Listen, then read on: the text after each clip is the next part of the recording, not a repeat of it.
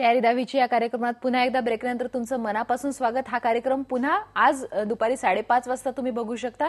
शिवाय आमची वेबसाईट आहे www.ibnlokmat.tv, तिला सुद्धा तुम्ही भेट देऊ शकता। भारती पाटील जळगावहून आपल्याला प्रश्न विचारते। भारती, तुझा प्रश्न विचार। सर आपण जोगे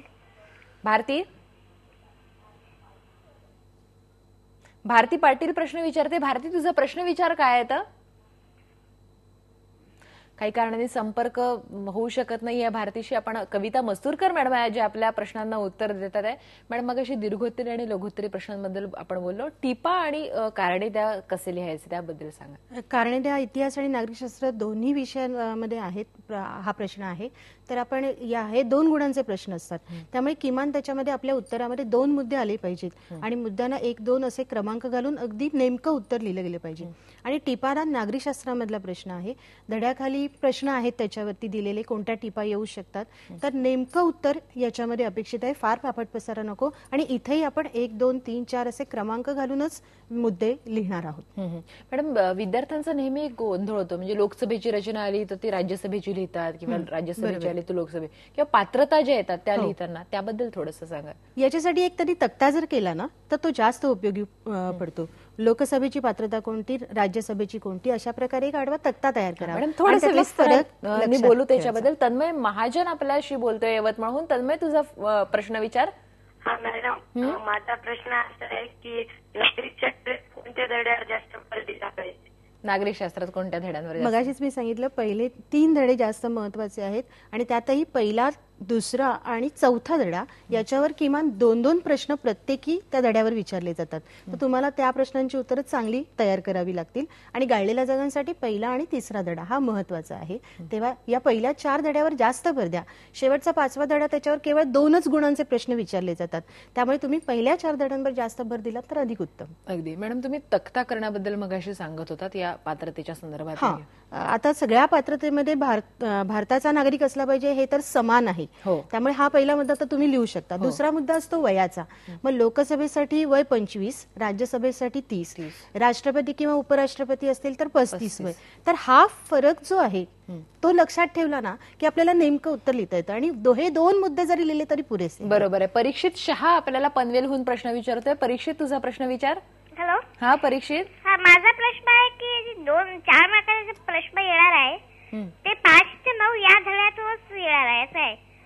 हो, पहिले 1 ते 3 धड्यांवर 1 प्रश्न आणि 5 ते 9 धड्यांवर 2 प्रश्न आहेत, त्यामुळे या धड्यांवरती जास्त भर या प्रश्नांसाठी दिला पाहिजे। मॅडम, तुम्ही आता 23 वर्ष झाली इतिहास शिकवत आहात। काय आढळतं की विद्यार्थी साधारणपणे कोणत्या चुका करतात इतिहास नागरिकशास्त्राच्या पेपरमध्ये की ज्या टाळता येतील? पहिली महत्वाची गोष्ट म्हणजे उत्तरं परिच्छेद टाईप लिहू नका, मुद्देसूद उत्तरं लिहा, हे सगळ्यात महत्वाचं। आणि दुसरी, थापा मारू नका।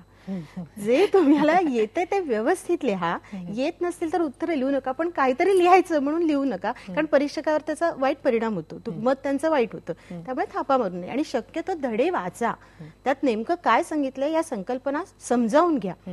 इतिहास थोडा कठीण आहे, पण नागरिकशास्त्र सोपं आहे, कारण 5वीला झालंय त्यांचं, 7वीला जो पोर्शन आहे तोच पोर्शन तुमचा 10वीला आहे रिपीट झालेला।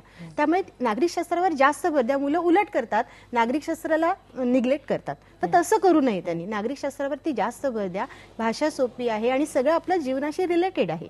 आता लोकसभेच्या निवडणुका येत आहेत, त्यामुळे लोकसभा त्या दृष्टीने अभ्यासा, म्हणजे तुम्हाला जास्त लक्षात राहू शकेल। आणि नागरिकशास्त्राला सुद्धा 12 मार्क्स आहेत, 12 मार्क आहेत आणि इतिहासाला 28 मार्क आहेत। बरोबर मॅडम, यामध्ये वस्तुनिष्ठ प्रश्न जे आहेत त्यामध्ये विद्यार्थ्यांना बरेचदा लक्षात ठेवण्याच्या दृष्टीने अडचणी जातात। काय?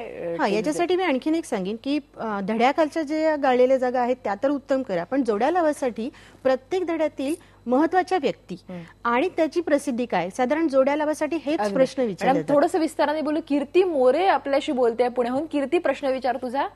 कीर्ती मोरे नाही, प्रीती मोरे। प्रीती, प्रश्न विचार तुझा। माझा प्रश्न असा आहे की इतिहासामध्ये काही कारण विचारली जातात, त्या संदर्भात मला काही माहिती हवी होती। इतिहासात कारणांचा प्रश्न कसा सोडवायचा किंवा कोणत्या धड्यांवर विचारले जातात? कारण सुद्धा पहिल्या 1 ते 3 धड्यांवरती एक असतं आणि 5 ते 9 धड्यांवरती एक असतं आणि शेवटच्या 10व्या किंवा 11व्या धड्यावरती एक कारण येतं. त्यामुळे धड्याखाली प्रश्नांची जी उत्तरे स्वाध्याय जे आहे त्याच्यावर जास्त भर मुलांनी दिला पाहिजे आणि त्यातलीच जास्तीत जास्त कारणं केली पाहिजे. मॅडम, पण जे पाठ्यपुस्तकाच्या मागे जे प्रश्न किंवा जोड्या लावा रिकाम्या जागा त्याच विचारतात की त्याच्या आतल्या सुद्धा विचारू शकतात पुस्तकात? जोड्या लावा आतल्याही विचारल्या जाऊ शकतात. म्हणून 1 ते 4 धडे आणि 10वा 11वा धडा याच्यामध्ये ज्या महत्वाच्या व्यक्ती आल्या आहेत किंवा महत्वाच्या घटना आल्या आहेत यांच्या संदर्भातली माहिती थोडक्यात लिहा. उदाहरणार्थ थॉमस जेफरसन असेल तर अमेरिकन स्वातंत्र्याचा जाहीरनामा किंवा वॉल्टर लिपमन असेल तर अमेरिकन लेखक.